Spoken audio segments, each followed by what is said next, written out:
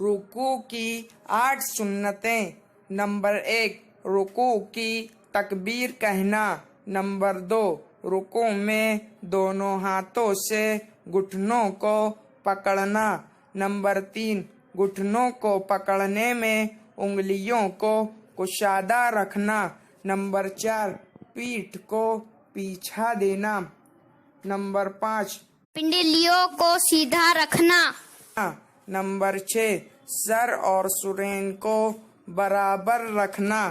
Number 7، رکوع میں 3 بار سبحان ربی العظیم پڑھنا۔